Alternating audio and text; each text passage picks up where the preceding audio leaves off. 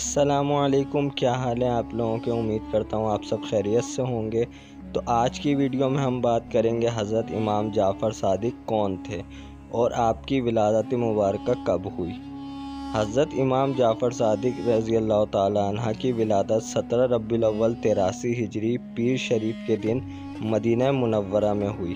حضرت امام جعفر صادق رضی اللہ تعالیٰ عنہ کی کنیت ابو عبداللہ اور ابو اسماعیل جبکہ لقب صادق، فاضل اور طاہر ہے۔ حضرت امام جعفر صادق رضی اللہ تعالیٰ عنہ حضرت امام محمد باقر رضی اللہ تعالیٰ عنہ کے بڑے صاحبزادے ہیں۔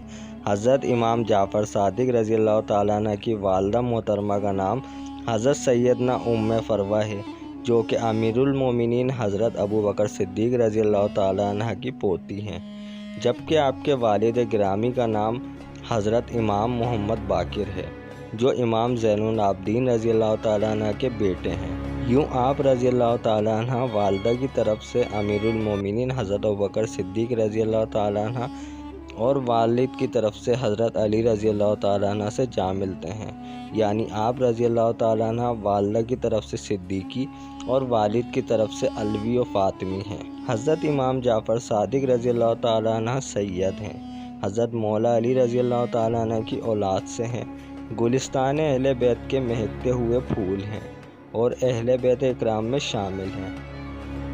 اور اہل بیت اکرام کی شان یہ ہے کہ آقا کریم رسول عظیم صلی اللہ علیہ وسلم نے ارشاد فرمایا، کوئی بندہ کامل مومن نہیں ہو سکتا جب تک کہ مجھے اپنی جان سے بڑھ کر نہ چاہے، اور میری ذات اسے اپنی ذات سے بڑھ کر محبوب نہ ہو، اور میری اولاد اس کو اپنی اولاد سے زیادہ پیاری نہ ہو، اور میری ذات اسے اپنی ذات سے بڑھ کر محبوب نہ ہو، اور میرے اہل بیت اسے اپنے گھر والوں سے بڑھ کر پیارے اور محبوب نہ ہو جائیں۔ حضرت امام جعفر صادق رضی اللہ تعالیٰ عنہ ظاہری و باطنی علوم کے ماہر تھے اور ریاضت و عبادت میں مشہور تھے۔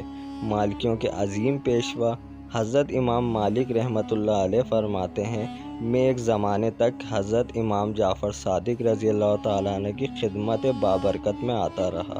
میں نے ہمیشہ آپ کو 3 عبادتوں میں سے ایک میں مصروف پایا، یا تو آپ نماز پڑھتے ہوئے نظر آتے، یا تلاوت قرآن میں مشغول ہوتے، یا پھر روزے دار ہوتے تھے۔ حضرت امام جعفر صادق رضی اللہ تعالیٰ عنہ فرماتے ہیں، اللہ پاک نے دنیا کو حکم ارشاد فرمایا، اے دنیا، جو میری عبادت کرے تو اس کی خدمت کر، اور جو تیری خدمت کرے تو اسے تھکا دے۔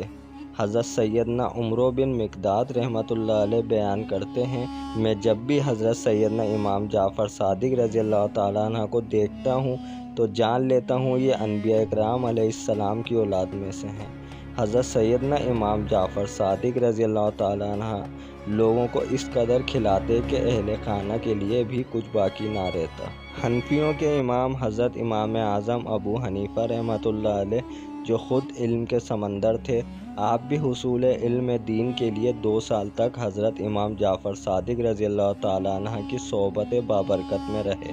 حضرت امام اعظم نعمان بن ثابت رحمۃ اللہ علیہ فرماتے ہیں، اگر میری زندگی میں یہ 2 سال جو میں نے امام جعفر صادق کی خدمت میں گزارے نہ ہوتے تو نعمان ہلاک ہو گیا ہوتا۔ ایک بزرگ بیان کرتے ہیں کہ میں حضرت سیدنا ابن ابو لیلہ اور حضرت سیدنا امام اعظم ابو حنیفہ رحمۃ اللہ علیہ کے ساتھ سیدنا جعفر بن محمد صادق رضی اللہ تعالیٰ عنہ کی خدمت میں حاضر ہوا۔ حضرت سیدنا امام جعفر صادق رضی اللہ تعالیٰ عنہ نے حضرت سیدنا امام اعظم ابو حنیفہ رحمۃ اللہ علیہ سے پوچھا، آپ کا نام کیا ہے؟ عرض کی نعمان۔ پوچھا، اے نعمان، کیا آپ نے اپنے سر کو ناپا ہے؟ عرض کی، میں اپنے سر کو کیسے ناپ سکتا ہوں؟ پھر پوچھا، کیا تم آنکھوں کی نمکینی، کانوں کی کڑواہٹ، نتنوں کی حرارت اور ہونٹوں کی مٹھاس کے بارے میں کچھ جانتے ہو؟ عرض کی، نہیں۔ پوچھا، کیا تم وہ کلمہ جانتے ہو جس کا اول کفر اور آخر ایمان ہے؟ حضرت سیدنا ابن ابو لیلہ رحمۃ اللہ علیہ نے عرض کی، جن چیزوں کے بارے میں آپ نے پوچھا ہے ان کے بارے میں ہمیں آگاہ کیجیے۔ فرمایا، میرے دادا امام زین العابدین رضی اللہ تعالیٰ عنہ سے مروی ہے کہ حضور نبی پاک صلی اللہ علیہ وسلم نے ارشاد فرمایا، اللہ پاک نے اپنے فضل اور احسان سے نمکینی ابن آدم کی آنکھوں میں رکھی ہے، کیونکہ یہ دونوں چربی کے ٹکڑے ہیں، اگر ایسا نہ ہوتا تو یہ پگھل جاتے۔ ابن آدم پر فضل اور احسان اور مہربانی کرتے ہوئے اللہ پاک نے کڑواہٹ ان کے کانوں میں رکھی، جو کیڑے مکوڑوں کے لیے رکاوٹ ہے، کیونکہ اگر کوئی کیڑا کان میں داخل ہو جائے تو دماغ تک پہنچ جائے، لیکن جب کڑواہٹ چکھتا ہے تو نکل بھاگتا ہے۔ اللہ پاک نے اپنے فضل اور احسان اور رحمت سے حرارت ابن آدم کے نتنوں میں رکھی، جس سے وہ بو سونگھتا ہے، اگر یہ نہ ہو تو دماغ بدبودار ہو جائے۔ اللہ پاک نے ابن آدم پر مہربانی اور فضل و احسان کرتے ہوئے مٹھاس اس کے ہونٹوں میں رکھی، جس کے ذریعے وہ ہر چیز کا ذائقہ چکھتا ہے اور لوگ اس کی گفتگو کی مٹھاس سے لطف اندوز ہوتے ہیں۔ حضرت امام جعفر صادق رضی اللہ تعالیٰ عنہ کو 68 برس کی عمر میں 15 رجب 1448 ہجری کو کسی بد نصیب نے زہر دیا، جو ان کی شہادت کا سبب بنا۔